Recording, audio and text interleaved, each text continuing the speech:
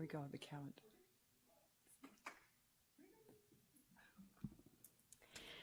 Good evening. This is Tuesday, May 10th, 2022, regularly scheduled Board of Education meeting. It is 5:30. I will call the meeting to order. We could please call the roll. Mrs. Hostler, Here. Mrs. Stufen, Mr. Kaczynski, Mrs. Troutman, Here? Mr. Collins, Mrs. Arvanitis, Here. and Mrs. Caforio. Here. We have 4 board members present, 3 absent. If I could have a motion to go into closed session. I move that the board move into closed session for the purposes of the appointment, employment, compensation, discipline, performance, or dismissal of specific employees of the public body or legal counsel for the public body, including hearing testimony on a complaint lodged against an employee of the public body or against legal counsel for the public body to determine its validity. 5 ILCS 122C1, collective negotiating matters between the public body and its employees or their representatives, or deliberations concerning salary schedules for one or more classes of employees. 5 ILCS 122C2, litigation when an action against, affecting, or on behalf of the particular public body has been filed and is pending before a court or administrative tribunal, or when the public body finds that an action is probable or imminent. 5 ILCS 122C11. I'll second. Motion by Mrs. Troutman, second by Mrs. Hostler. Please call the vote. Mrs. Troutman, Yes? Mrs. Hostler, Yes.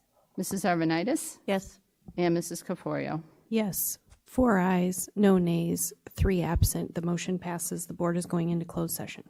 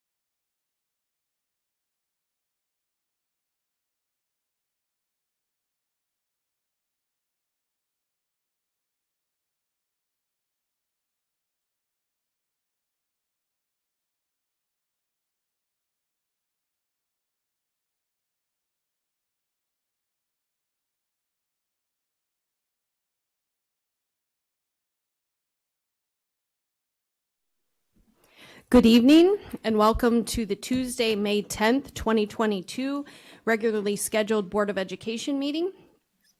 The board has been in closed session since 5:30 this evening for the items listed on the agenda. We have 4 board members present tonight and 3 absent. So at this time, I would ask that we stand for the pledge.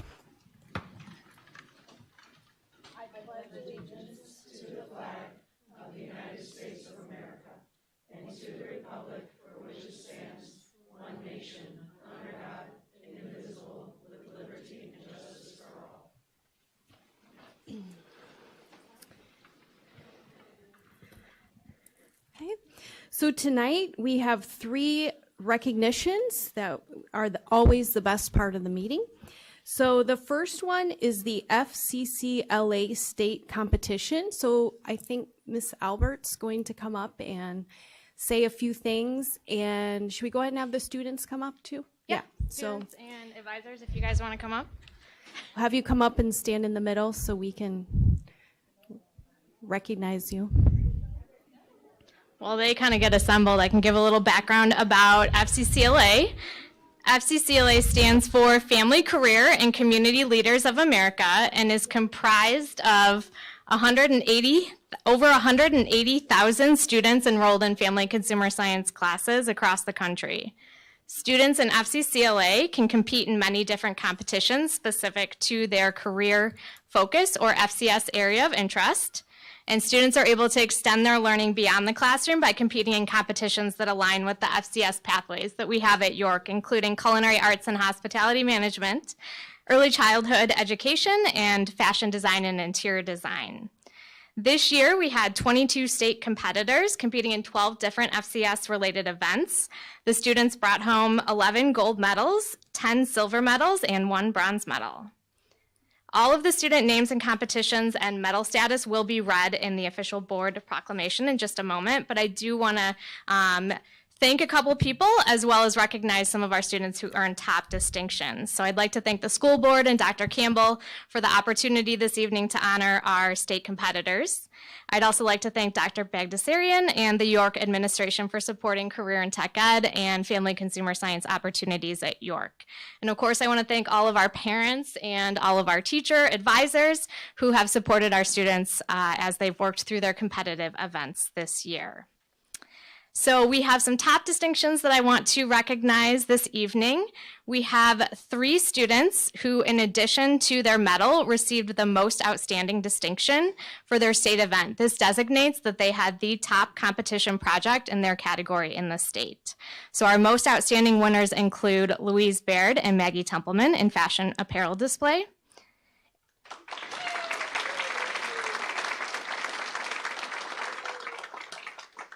And Mackenzie Sapanic in fondant cake decorating.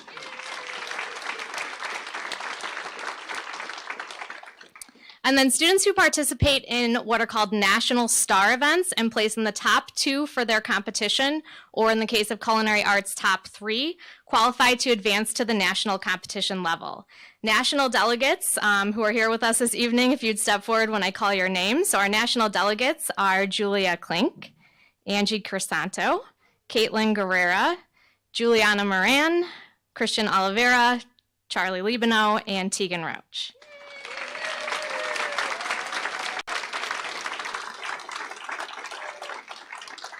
So this summer we'll be traveling to San Diego, California, June 29th to July 4th for the National FCCLA Leadership Conference and Competitions. Our students will be competing in interior design, fashion construction, and repurpose and redesign, as well as culinary arts. For the first time in my 20 years in the district, we have the top 3 spots in the state of Illinois for culinary arts.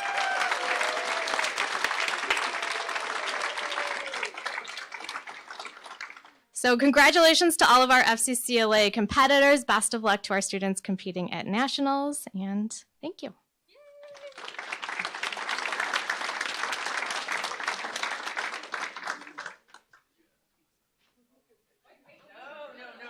Oh, wait. Yeah. The whole long list. I've been practicing all your names all day, and I will still mess them up. I noticed Miss Albert didn't say all of them. You left me the hard ones. I will say every time I read a proclamation for anyone up here, I am in awe of the accomplishments that you've made at such a young age, but in particularly this proclamation, because I have zero skill level in all of these categories. I am truly in awe of all your talents. And I personally cannot wait to see all that you guys are going to accomplish, not only at York, but then future from there on in. So congratulations. Now allow me to butcher all your names. Whereas the Family, Career, and Community Leaders of America, FCCLA, is a nonprofit national career and technical education student organization for young men and women enrolled in family and consumer sciences in public and private schools throughout grade 12. And whereas the FCCLA State Competition Award Program is acknowledged throughout the nation as a prestigious student recognition program in family and consumer science related education. And whereas the FCCLA State Leadership Conference was held in Springfield, Illinois from April 7th through April 9th, 2022, and the following York Community High School students earned top positions in the competition categories as noted. Apparel Construction Casual Gold, Cynthia Trevesky. Whew. Cynthia, I know that was for you, but I felt like I said your name right, so I feel like I'm gonna accept part of that applause. Just, Culinary Arts Gold, Christian Oliveira Villagomez. Fashion Apparel Display Gold, Louise Baird, Maggie Templeman.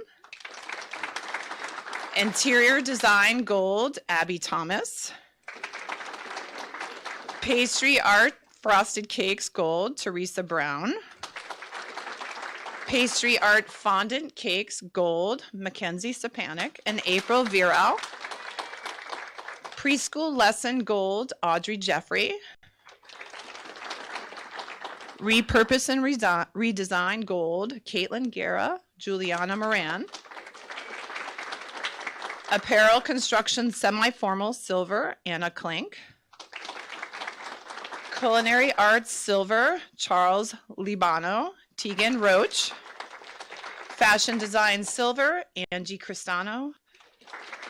Fashion Construction Silver, Sylvia Eastman. Interior Design Silver, Julia Klink, Alyssa Poli, Madeline Saltiel.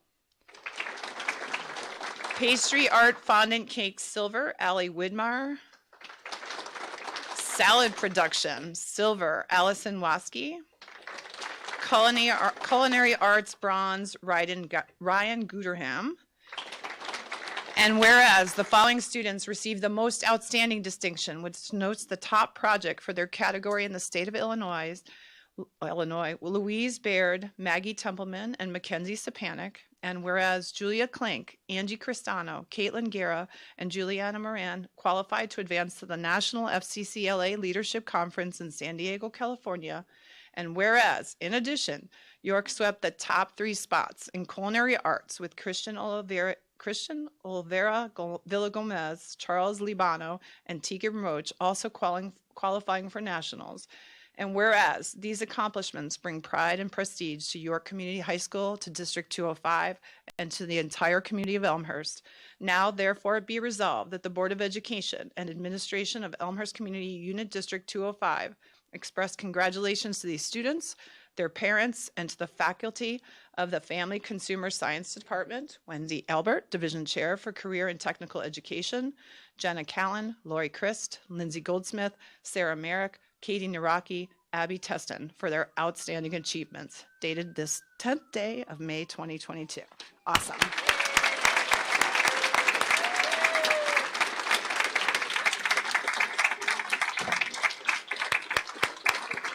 So now Dr. Campbell is going to come around and grab a picture. Go on, get in there, everybody. Come on, get in there. You're going to have to squish in like family, family, family. Real close.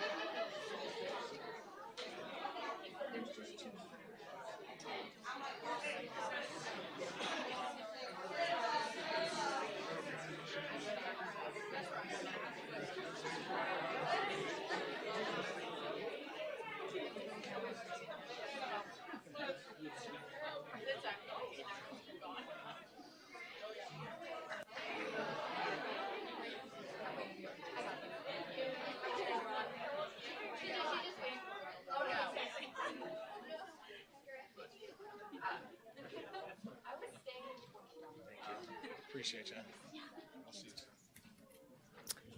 Okay. Next up, we have the Chicagoland Outstanding Music Educator Award. So if we could have Mr. Pavlik come up, and Mr. Baker's going to say a few words. Oh, Mr. Pavlik, you have to come. You have to come up. I have been here a lot lately, haven't I? Come But on up. Yeah, come on come on up. up over there. Yeah, right in the middle. Turn around so everyone can see you. All right. Yeah. Well, it's very true that I have been here a lot lately, recognizing a lot of our outstanding students, right? And one of the reasons why I can do that is because we have outstanding music educators like Mr. Pavlik. And I just want to say thank you, first of all, for taking a moment out of this board meeting to acknowledge him and to acknowledge this award. Our friend, our partner from Quinlan is here in the back, Pete Biedron. You'll see him coming in and out of our buildings during the week. He's an amazing facilitator of our music program in his own right.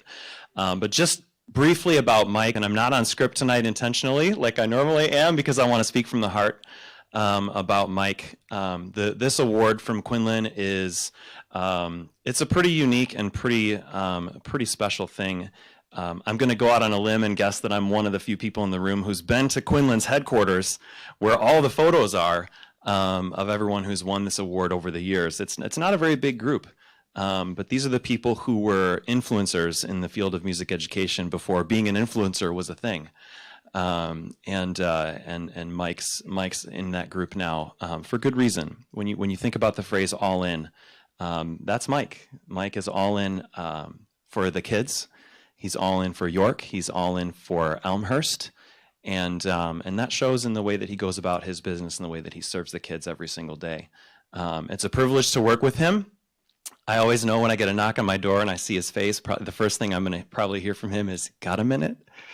Followed by an idea, and he's that just goes to show his sense of care and his sense of urgency about doing great things for our kids and for our schools and for our community. So Mike, well deserved. Congratulations, and thank you for all that you do for our kids and for our district and for me as well. Thank you.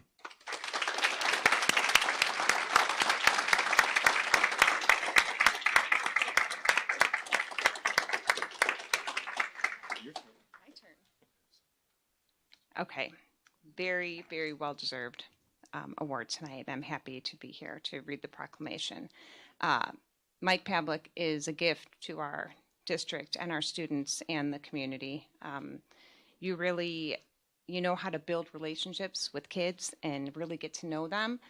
And you and your team offer them so many opportunities and then encourage them to do more and inspire them to go on from here and do amazing things in music. So thank you for all of that and for everything that you do.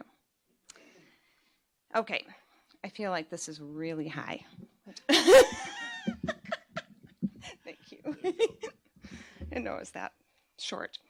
Okay, whereas the Chicagoland Outstanding Music Educator Awards were established in 1989 as a tribute to professional music educators from the Chicago area, and whereas to receive that honor, a music educator must be nominated by one of their peers and selected by a committee of previous winners and prominent Chicago area college band directors.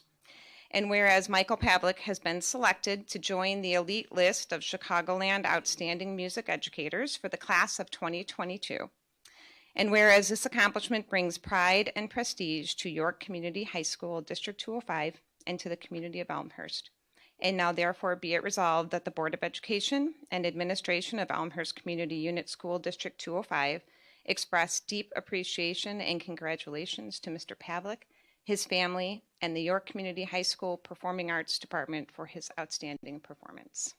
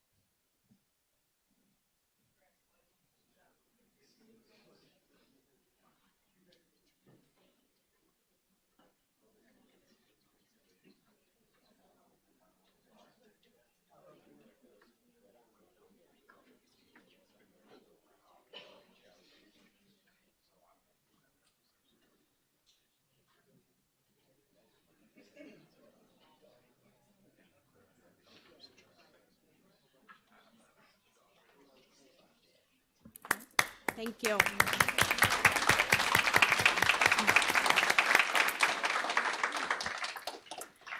Okay, and then finally, we have our IHSA Journalism State Finals. So if those students would come up and stand here. And we have Mrs. Arvanites is going to read the proclamation. Hi, how are you guys? Or- Are you guys friends, family? Advisors, even better. Oh my gosh. I just aged myself, didn't I? Very good. Okay. I used to be one of them, you know? Sorry about that. Thanks for taking the time to be here. And Kate, congratulations. In a world where written expression is just of utmost importance, we encourage you to keep on. Excuse us. Sorry. Oh, they're in the back. Thank you. Sorry. It's just loud. I can't think. Let me start over. In a world where written expression is so important, we encourage you to continue on with your passion and reaching these high levels of standard in your work. So appreciate all you've accomplished. You should be proud of yourself. I'm sure your advisors and your family are. And this is just such a great honor to share this proclamation with you. Okay, congratulations. With that, I will begin reading. Whereas the Illinois High School Association provides an opportunity for student journalists to compete against other schools in a variety of journalism events, allowing students to demonstrate their talents. And whereas IHSA Journalism held sectionals on Saturday, April 9th, competitors who placed first, second, or third qualified to compete at state. Kate Brody was one of 3 students to qualify for the state competition after placing second in sectionals. And whereas the IHSA Journalism State Final was hosted on Friday, April 22nd at Heartland Community College, and whereas Kate Brody placed third in advertising at the IHSA Journalism State Final. And these accomplishments bring pride and prestige to York Community High School, to District 205, and to the community of Elmhurst. And now, therefore, be it resolved that the Board of Education and Administration of Elmhurst Community Unit School District 205 express congratulations to Kate, her parents, Matt Book, and Peyton Froats, sponsors of the Journalism Club, for these outstanding achievements. Congratulations.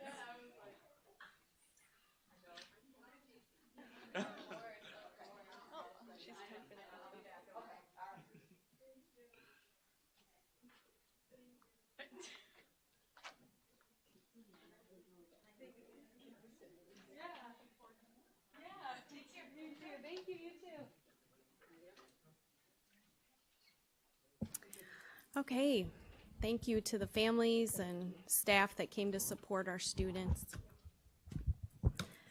It's appreciated. Okay, moving on in the agenda. Next up, we have public comments. We've allotted 45 minutes for public comments with up to 3 minutes per speaker concerning items on this agenda, as well as communication, petitions, reports from citizens, or representatives of other public agencies. We ask that you state your first and last name, that you're respectful, and as you will have 3 minutes, this board secretary will let you know when you have 30 seconds left. And at this time, we do not comment or respond, and we follow up either as a board or administration as needed following the meeting. So with that, the first speaker is Isaac Yu.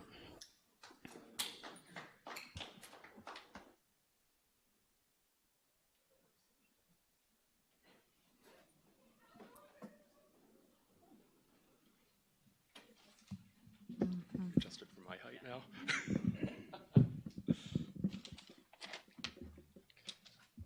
Better.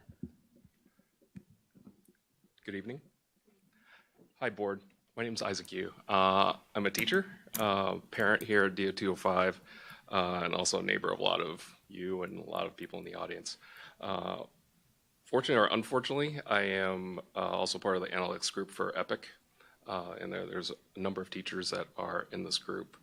What I want to talk to you about today is, and there will be plenty of other people talking about the politics of education. We want to get that out. My job, along with some of the other folks in this group, is to talk about numbers and what's going on in our district. I'm very happy to have moved here because of the great schools. Dr. Campbell coming in now, we definitely see a change in the way we look at numbers that we have not seen before, as well as Dr. Grenz, you presented this. I brought this for Mr. Collins, who isn't here today because he apparently can't see the screen. So these are some of the numbers in there. So what I really want to talk about is hoping the board will refocus some of energies back to its core competencies in especially ELA and math, okay? We have noticed already over the last 5 years, this is outside of COVID, that the numbers have dropped.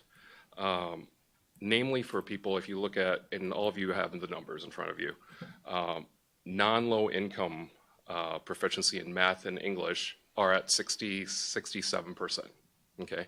About a third of our students from 3 to 12, a third of them do not reach proficiency, okay? That number actually gets worse and specifically with low income. And you know the numbers for what considered low income families, under 40K, okay?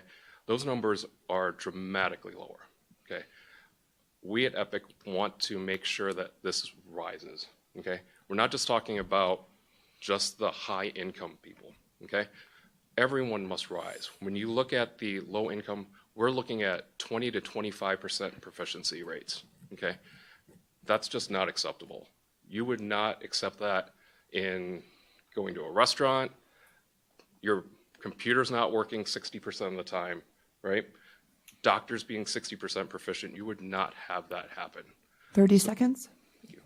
So I urge the board to please, over the summer, re-examine how you look at and treat these type of students and how you may change the curriculum so that everyone may rise.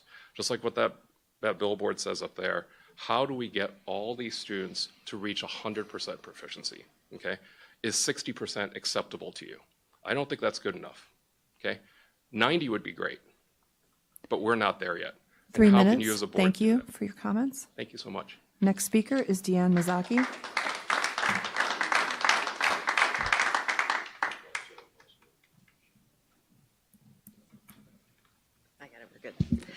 Thank you very much, Deanne Mazaki. A core belief that you have on the wall behind you is we make decisions based on what is best for students. I'd like to know who the we is in that core belief. Based on my experience this past year, it doesn't seem to be parents. I heard from parents last summer that York had a problem with its American history classes in junior year English. When I tried to get information about those classes, including the version my child would take, I had to FOIA that information because the district was not transparent. And even in response to that FOIA request, I got very little information about what was actually going to happen in the classroom.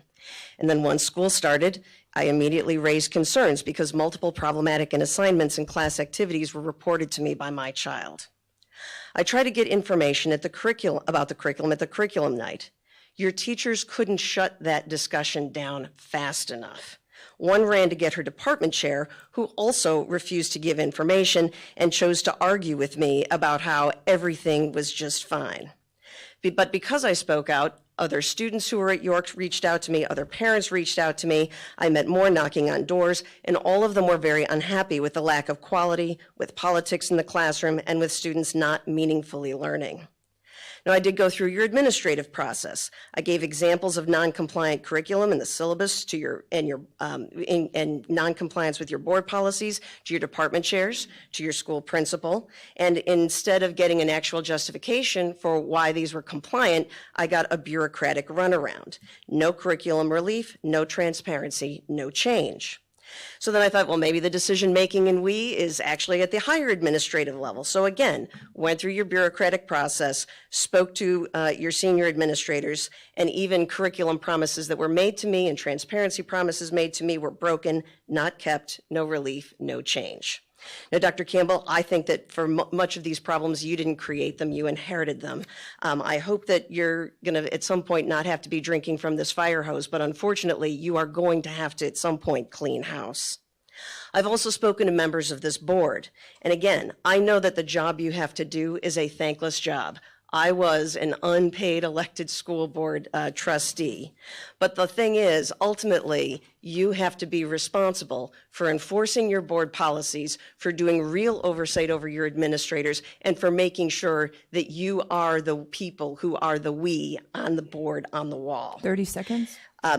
What you need to do is you need to do a full curriculum review. And by curriculum, not just posting the reading list on the website, because in fact, part of my complaint is that your teachers were not complying with the syllabus. They were not complying with your board policy. They were not living up to the learning standards that were set forth in that syllabus.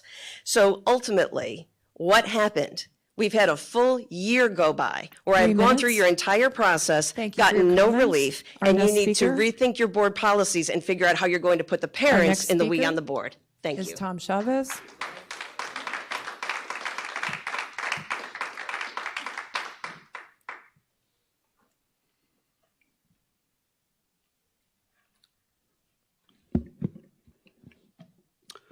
Hi, good evening. My name is Tom Chavez. I just wanted to share with you an excerpt from an academic working paper titled The Scale of Our Investment in Social Emotional Learning, written by a group called Transforming Education. It says, based on calculations, U.S. K through 12 public schools devote a total of approximately 21 to 47 billion per year to SEL in terms of 1, expenditure on SEL-related products and programs, and 2, teacher time focused on SEL. More specifically, our survey data reveals that schools and systems spend about $640 million per year on SEL-related products and programs, and teachers invest approximately $20 to $46 billion per year to SEL through their own time. While the direct spending on products and programs is significant, the investment of teacher time on SEL is particularly striking.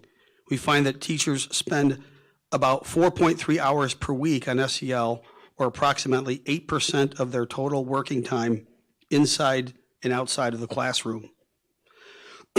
One thing is very clear, SEL is big business and very lucrative for those promoting and selling it. And in spite of all the time and money spent on it, nobody really seems to be able to explain to parents exactly what it is and provide any factual evidence that there's a return on investment. On April 18th, EPIC hosted a symposium on SEL. The purpose of the event was to provide parents and stakeholders in District 205 with information they weren't getting from the Board of Education or administration. The event was summarily dismissed by an opposing group as fake, dubious, and misinformation. Among the items they singled out was the idea that drawing a connection between SEL and CRT was fear-mongering. But this conflicts directly with how CASEL presents SEL. For example, in a video presentation searchable on the web, CASEL Vice President of Research, Dr. Robert Yagers, hosts a symposium that specifically discusses integrating critical race theory into SEL. In fact, if you visit the CASEL website, the information is there in plain sight. It says exactly the following. Transformative SEL is a process whereby young people critically examine root causes of inequity. 30 seconds. This form of SEL is aimed at redistributing power to more fully engage young people and adults in working towards just and equitable schools and communities. So the point I want to make is, in my short time here, is what version of SEL are we teaching? and what answers are there for parents who want to know, right? So is it the old version that talks about like, emotional intelligence, or is it the new version that's integrating all these other things to students through social emotional learning? 3 I think- minutes. Thank you very much. Next speaker is Chris Peterson.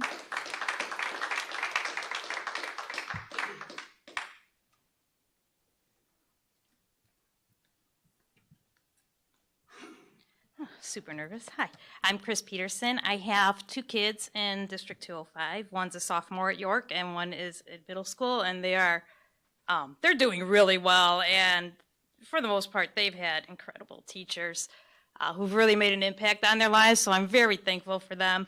But there were like a few along the way that I had to meet with, because there were some concerns that I had, and I think that they're still relevant today. Like, I'll never forget when I asked the elementary school principal if my daughter could sign into her Chromebook without anything be identified back to her.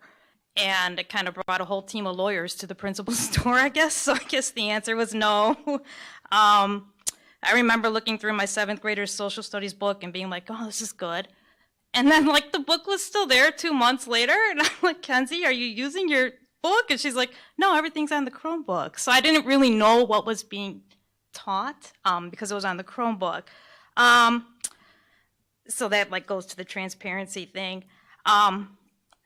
I really will never forget when they were doing remote learning and I heard my 6th grader, they were doing a book discussion, and it was about police mishandling this child who was having an epileptic seizure. Basically the police had, I don't know, prejudice or something. And I remember my daughter raising her hand and saying, is this fiction or not fiction? Because my dad is a police officer and I know that he would not handle the situation this way, and I don't want my classmates to be afraid to call 911. To which the teacher said, oh yeah, guys, call 911 if you need help. I didn't meet with that teacher because I think my daughter handled that really well. I was surprised to hear about my child, my kids being asked to tackle difficult political issues and current events before they're even taught the Constitution or their constitutional rights. My daughter's a sophomore and they haven't really learned the Constitution yet. And I think I learned it in 8th grade. I never thought I'd be speaking here today, but I am, because I'm kind of tired of the arguing.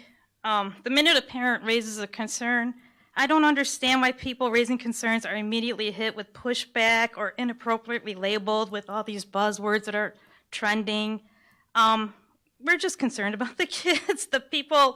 Seems the people that are so against bullying become the biggest bullies. It's tiring, it's exhausting, it accomplishes nothing. Here's the thing, I just think the solution is simple. Just figure out what we can all agree on. I think we all agree on math, English, science, a whole year of science, a whole year of social studies, music, art. Just bring it back to the basics like everyone's saying. It's about making sure all the kids come first.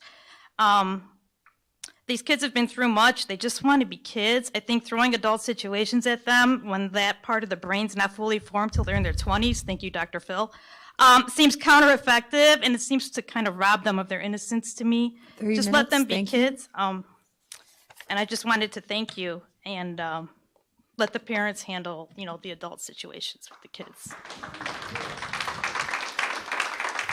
Thank you. Okay, we will thank you for your comments, and we will move on in our agenda. We have one presentation tonight, which is a District 205 communication messaging tool presentation, and our Executive Director of Communications is going to give that. And I promise I'm the only presentation. I will talk fast. So, thank you for allowing me the opportunity to speak tonight. I wanted to talk a little bit about communications and the importance of it to start off this presentation. So, first and foremost, one of the district focuses is to connection, communication, and cultivating positive relationships across the D205 community. And in doing that, consistency in messaging ensures strong messages that represent the district appropriately. And communication is a two-way street. So the tool that you're using is only as good as the communications that are in there, and the communications you're receiving have to be coming from the method that you need. And also, you need to be innovative. Communications have to cut through the clutter. I think that over time, communications evolve and can continuously, change what is needed. And I think that we have to do the same thing to be effective. So when I first started in the district, one of the first things that I did was kind of a communications assessment across the board. I met with all of the principals to get feedback on the communications and what is working and what isn't working. I also met with district office staff. I met with cabinet members from the tech team, and also the communications team to find out how they felt about the communications tools and the methods that we're using to communicate. And then I also did a little personal assessment based on the tools that I was using. So during those conversations, there was a lot of common feedback. And the feedback on the tool that we currently use, School Messenger, was that it felt a little constricting for some of the people that are using it. It really, they're craving the opportunity to be able to show off their individuality and customize messages for them and help better meet the needs of today's requirements in communications. They want to be able to add pictures, they want to be able to add videos, they want to customize the different sections and really show off their individuality as a school. Also, there was a lot of questions about translation options. One of the things that I'm focusing a lot on is really trying to make sure that all of our messages that go out are bilingual. And it's somewhat difficult right now in that you have to send out the translations to a third party or work with one of our internal people. So the translations in bilingual tend to be a little bit lagged, and we're working on trying to make them simultaneous. And it's also limiting who we can reach. It doesn't really give us the opportunity to reach anybody that's not a parent or a guardian in our school. So based on those conversations, there's obviously a clear need for a district communications tool that's going to be user-friendly. It's going to allow for the schools to have the individuality that they want while remaining consistent across the D205 brand. It needs to integrate with PowerSchool. It needs to provide a reliable translation option. It needs to have reliable customer service, and it needs to elevate our communications and optimize our experience for our families and those of us that are using it. And did I mention it needs to be user-friendly? So in doing that, we wanted to make sure that as we embarked on this, we had a clear objective for what we were looking for. And that's to identify and adopt a district-wide messaging tool that is going to allow the schools to create inclusive and consistent messaging with ease of accessibility and provide a visually appealing message that communicates the shared outcomes as a district. So we started laying the groundwork and doing some research. We reached out to other districts, both locally and nationally, actually, through some of the organizations that we're a part of. We asked them what they're using, what they recommended, do they like it. Also, we had some conversation with district staff about other tools that maybe are being used in the district that I wasn't necessarily privy to. Also talked a little bit more with the tech team. If we do this, what are your requirements? What are your needs in our communications tool? And I did some research to look for some District 205 communications guidelines. And then last but not least is we talked to the PTA group, who applauded the idea of a new communications tool. So the results in our research, there was 5 companies that came up most common with the other districts: the School Messenger, Parent Square, Blackboard, S'more, and Remind.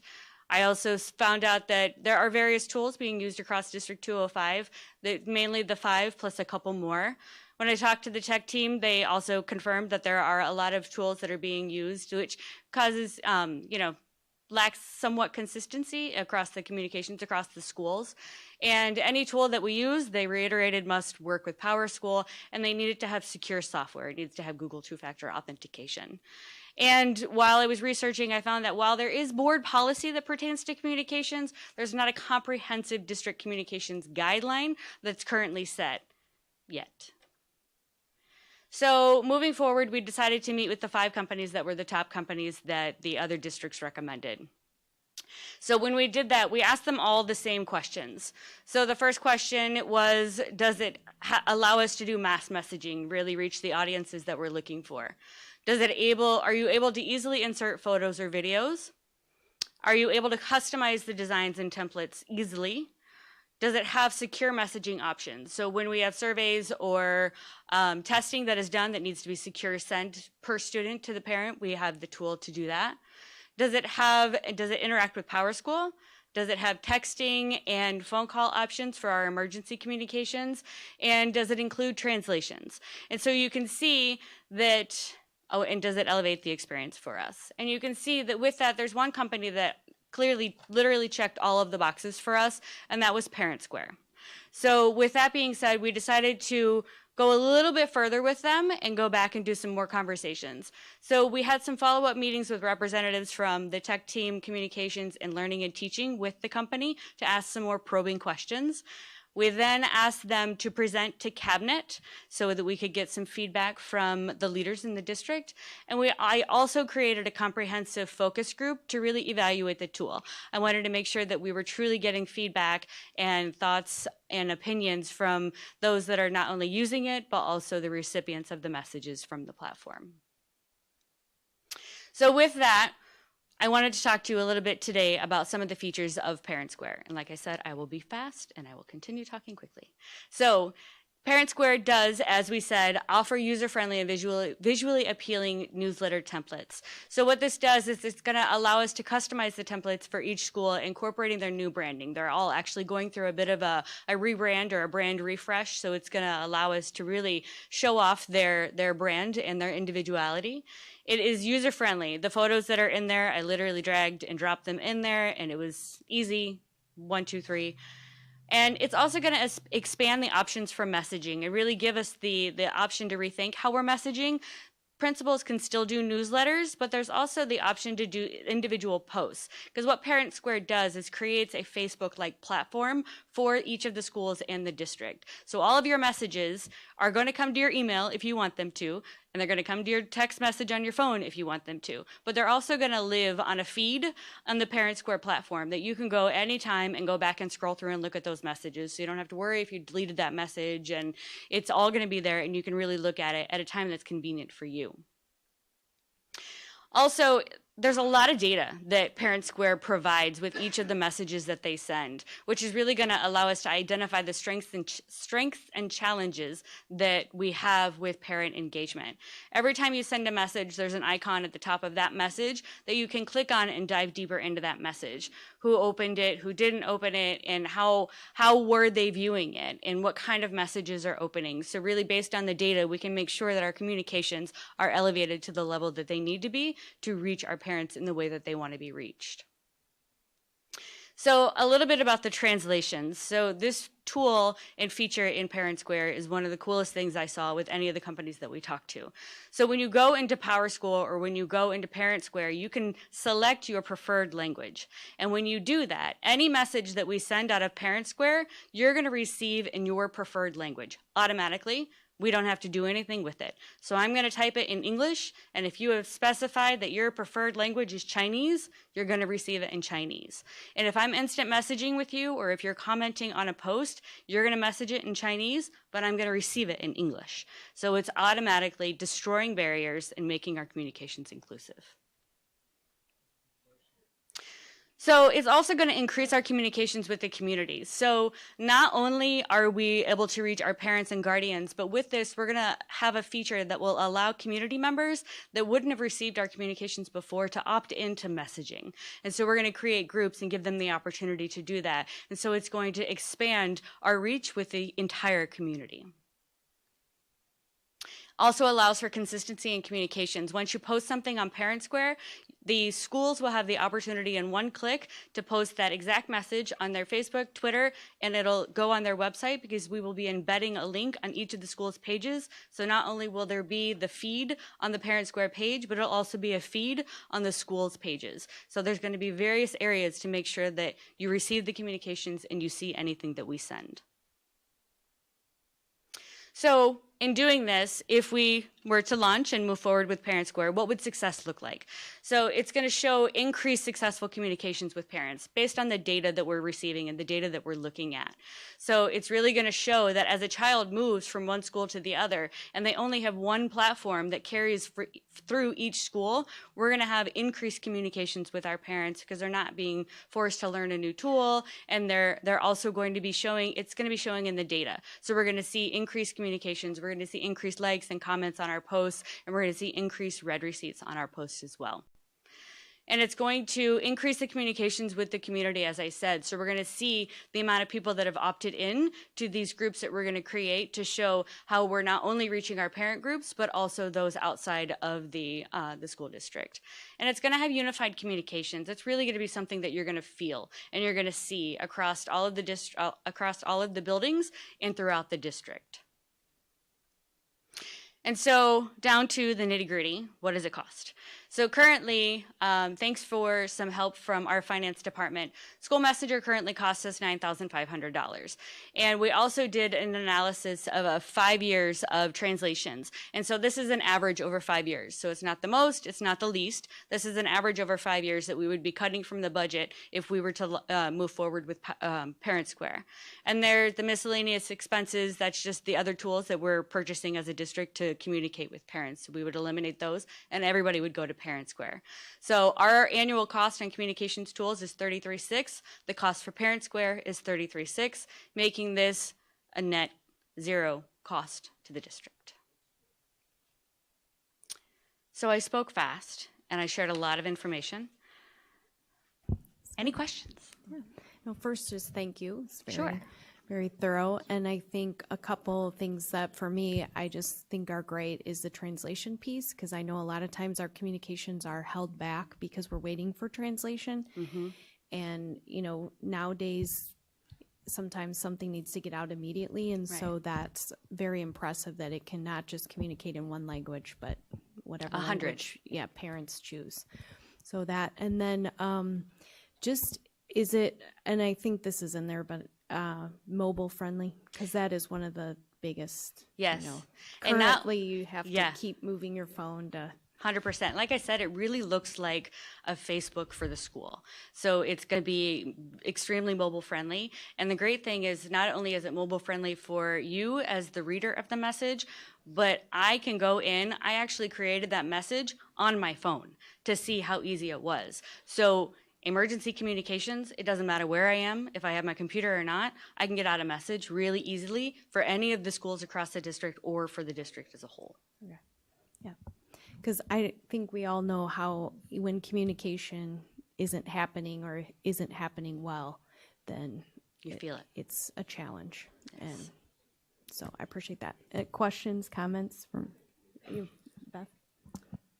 I thank you for the presentation, and I've used the old system in my PTA role, and I know that it can be a little cumbersome, so I know this is much appreciated.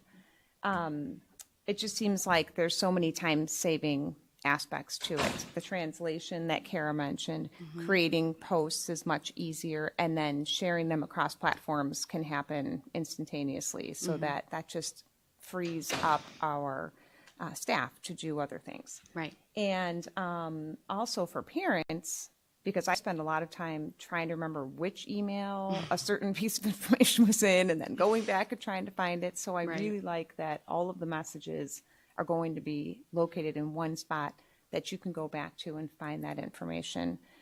It just makes it so much easier on us when there's so many emails coming in from so many different organizations. So I really like that.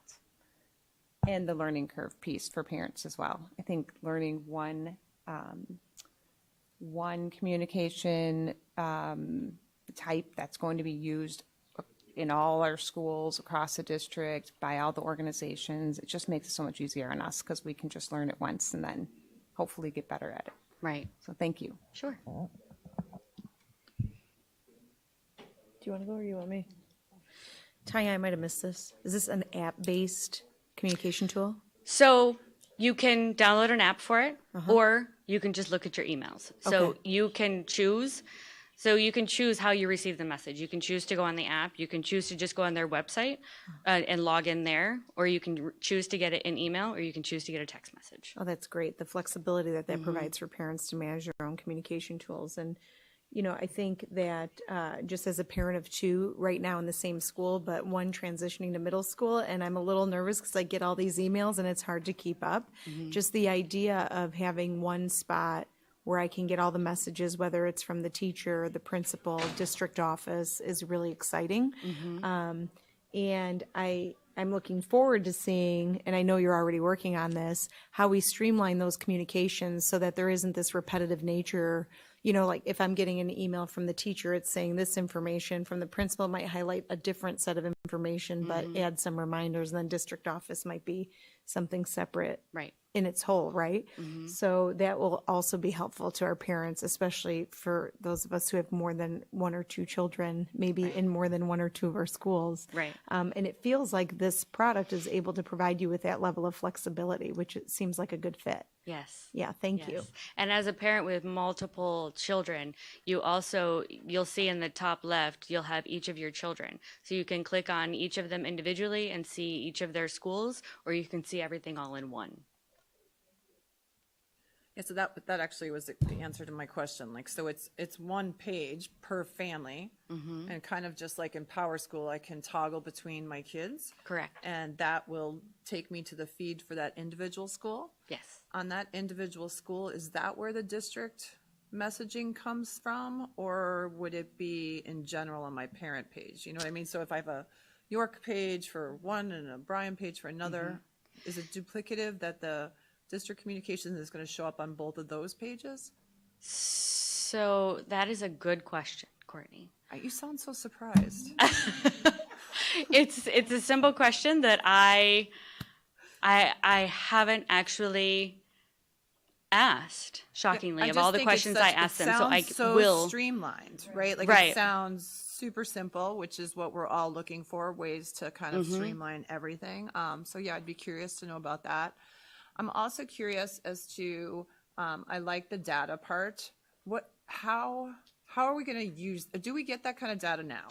Like, I know we can tell who reads an email or who goes to our website, but do we use it to change the way we're communicating with families? And what are we going to get from that data, and what will we do with it? So right now we can see who has received and or opened an email. I'll tell you, it takes a whole lot of clicking to get there, and it's not always easy to find. With this, like I said, every message that you send, in the top corner, there's a little wheel, you click it, and that information comes up for each individual message. So I'm gonna look at those and I'm gonna see, okay, if I have a message with a video in it and 90% of our parents opened it, obviously, this is what they're craving. This is the kind of messaging that they're looking for. If I have, a message that's just text and they're not opening it, I can kind of look and see, what is working in our communications and what is really kind of enticing you to open the message and really get in there and look at it. And it sounds like you can do that per school too, or per, kind of level of schooling, elementary, middle school. So then, like I know at the elementary school level, they use Seesaw a lot, or I think they still do, right? Right. So this also, so that would go away, and this, you would still get those same features available to the parents to see the, videos the kids make, but it would just still be on this one location. So that is something that we are working on, because we know that in EC through 5, Seesaw is really important, and it's really important in informing them of what's going on daily in the classroom and getting into that nitty-gritty. We would look at least for the first year, keeping Seesaw and having them use Seesaw for those types of communications. But any communications that are building level and mass to parents, everybody would need to use Parent Square.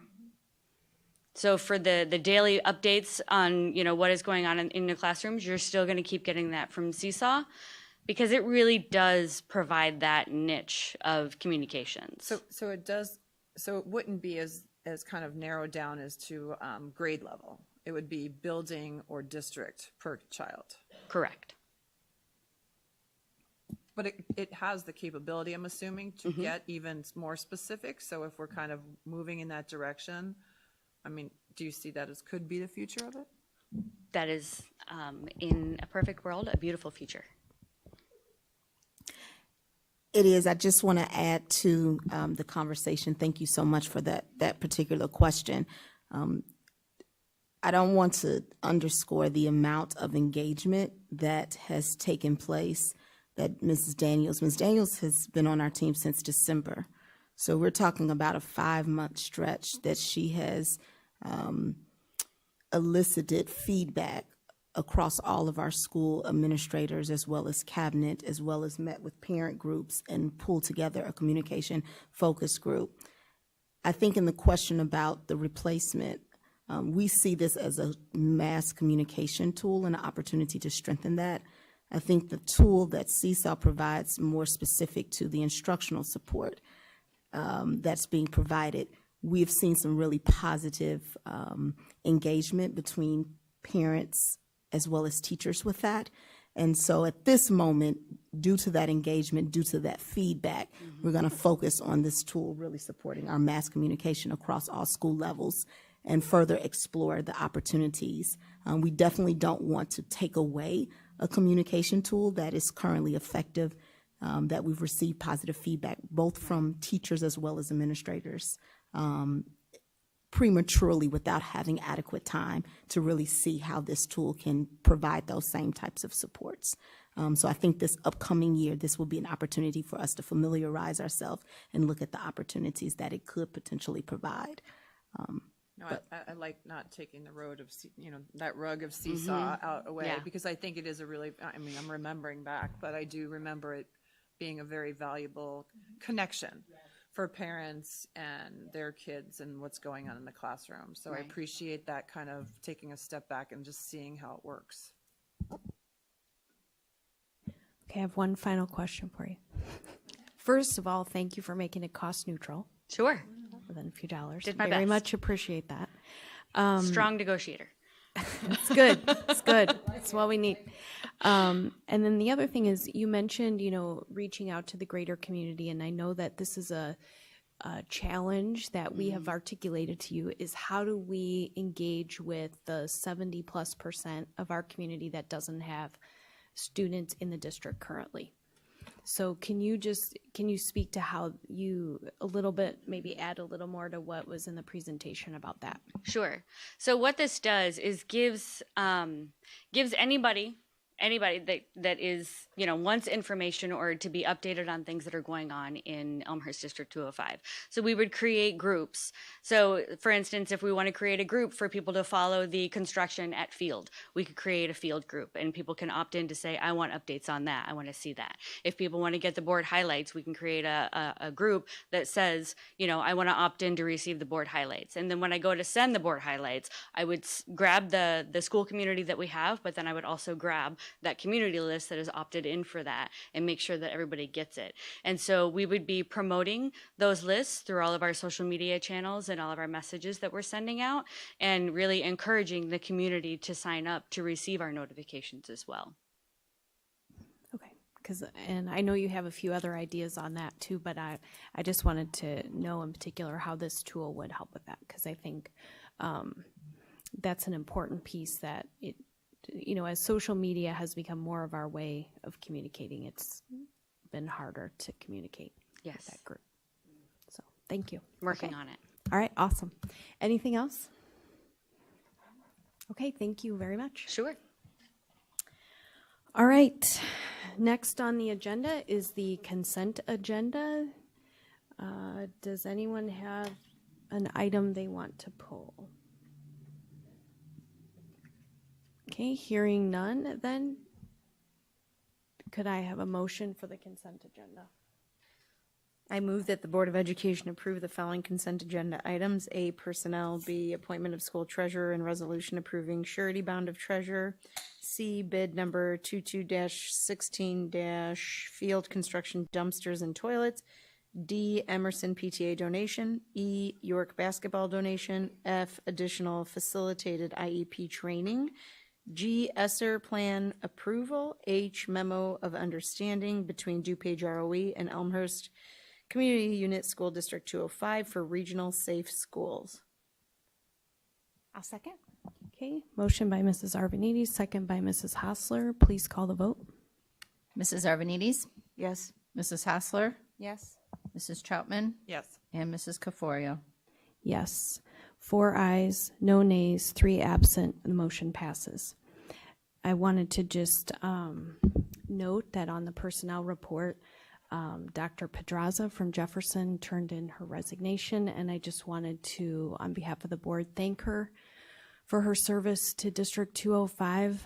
I think particularly if you've been a leader through COVID, it's been a challenging couple years, and she's given a lot to our students and our Jefferson community. And so I just wanted to say thank you to her, and we wish her well in her next chapter. Next is agenda action items. We have item A, resolution of Field Elementary School decommissioning and demolition. Is that Todd? You want to give us a little? I think that's you. Yes, this resolution is the first step for us to notify Illinois Department of Public Health and go through the demolition permitting process for the Regional Office of Education for us to start the demo process of Field. Once this resolution is approved, there's also a memo that we'll attach it with to the Illinois Department of Public Health saying we will do all the abatement and deconstruct the building as per all applicable codes. Okay. I'll ask for a motion, and then if anybody has any questions, they can. All right. I move, where am I looking, that the Board of Education approve the resolution authorizing decommission and demolition of the school facilities as presented. I'll second. Any questions, comments? I believe Saturday. Oh, yeah. Yes. Could you somebody give the details on what's happening Saturday at Field? So Sorry, Saturday I'm looking at right 2:45. 2:45. Well, Saturday from 11 to 3 is an event that is Farewell to Field. So there's going to be student performances, there's going to be games, there's going to be food. It's going to be a big party celebrating, Field School and the start of the new one. And then at 2:45, we will be having the groundbreaking out front of the school. There's going to be, a couple board members hopefully there say a couple words, and then we're going to have the ceremonial dig of the dirt, and so that should be short and sweet, but that will be at 2:45. All right. Okay, any other questions or comments for Todd? Okay. Thank you. All right. Okay, if there's nothing else, then please call the vote. Mrs. Troutman? Yes. Mrs. Arvanites? Yes. Mrs. Hassler? Yes. And Mrs. Caforio? Yes, 4 ayes, no nays, 3 absent. The motion passes. It is actually a very big step for our district. Yeah, it's huge. All right, next item is Edwards Elmhurst contract nursing services. So as all of you know, we contract with Edward Elmhurst Hospital for our school nursing services.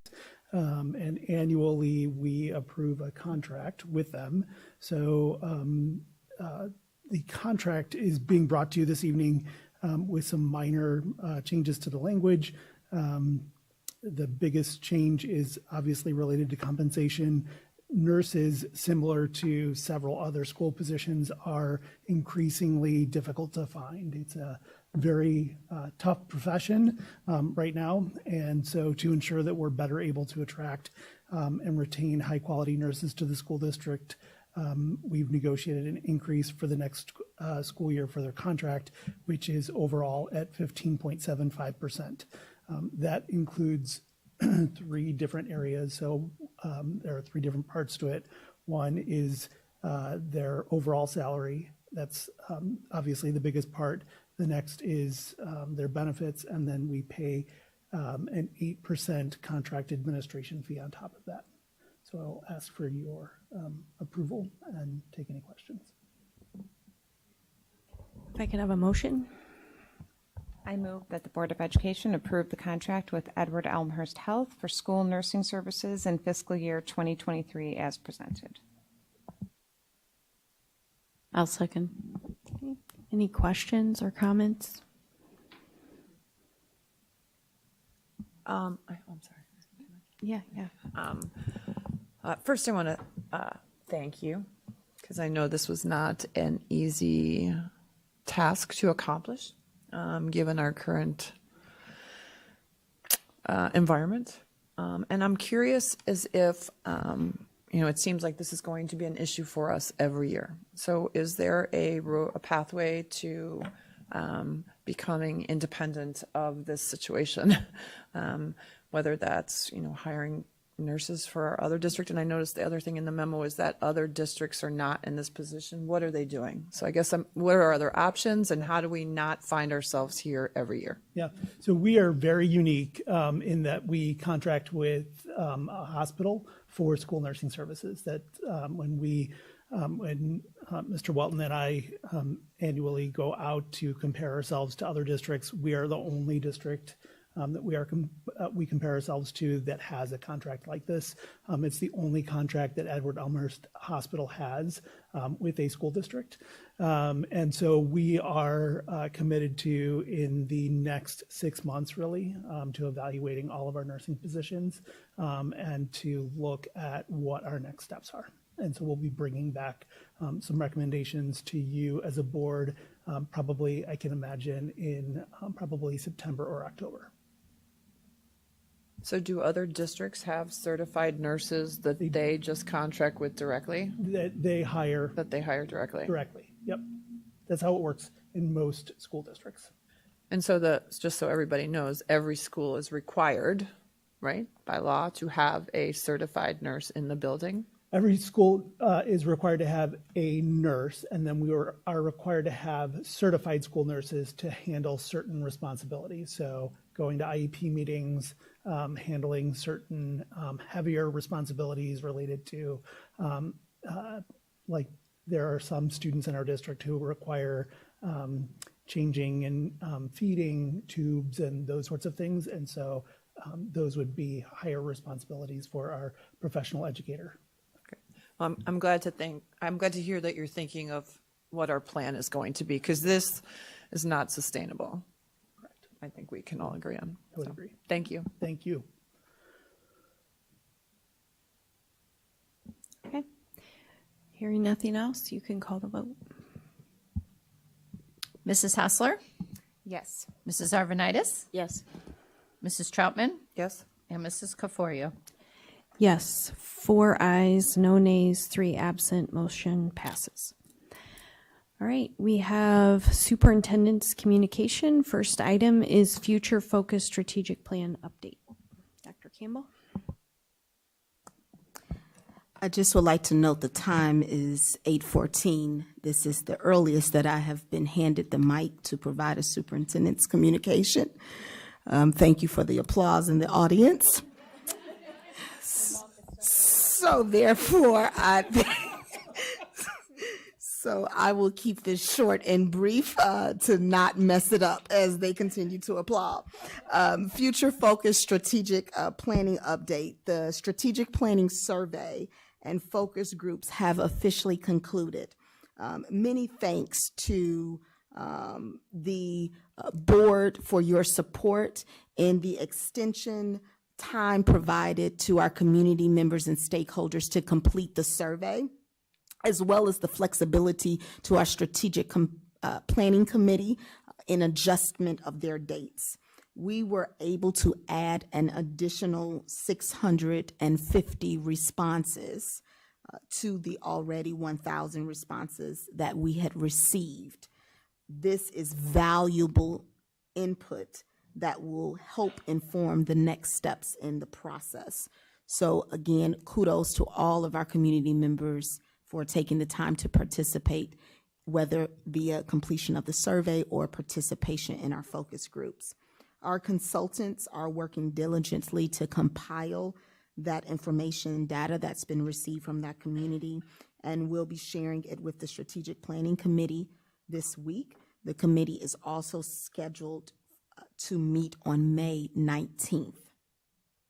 The second element of my moving forward together update is that I am so excited to share that similar, and I think there is a graphic that we're going to pull up, possibly. Yep, so if you just go into the actual memo. So similar to the meet and greet sessions that I had with the community at the start of this school year, we will be hosting an end-of-year event at the Elmhurst Public Library, offering both a morning session as well as an evening option. And the entire community is invited to join us, hopefully, to reflect on the 2022 school year.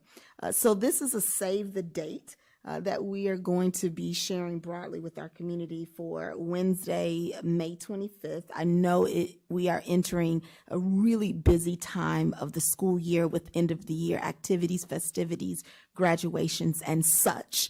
But I would also like to extend an invitation for community members to come and to hear, reflect on the goals that we set out to meet this school year, and just to provide them with an update on specifics as it relates to how we attended as an administrative team to meeting those goals, and really in anticipation for what is to come. So again, that is scheduled for May 25th. We are offering a morning as well as an evening session, given parents and community members' availability. There will be registration required, obviously due to some space limitations, but really looking forward to engaging again with our community as I did on the onset of my taking seat as role of superintendent here in Elmhurst District 205. And that concludes my superintendent communication update for Future Focus Strategic Plan. And now I am going to punt it to Ms. Daniels for our social media highlights. So while he tees this up, you'll see this in there, but this really, I wanted to pay tribute to last week and the amazing week that we had celebrating our teachers. So a lot of these posts kind of recap last week and share the great things that we saw in the schools.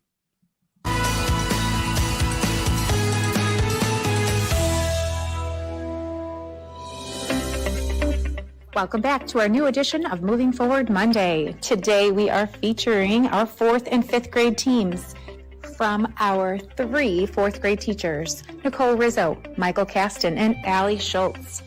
They are looking forward to returning to Lincoln in the fall with all of the new students and staff. They cannot wait for a fresh start in the 4th grade neighborhood with collaborative workspaces. And now for our fabulous 5th grade team, Becky D'Angelo, Tracy O'Rourke, and Deb Breckstetter. While they've really enjoyed their time over at Bryan, meeting new people and learning more about middle school, they cannot wait for the fabulous new Lincoln. They are looking forward to seeing old friends and meeting new students, and cannot wait to make new memories in the new building.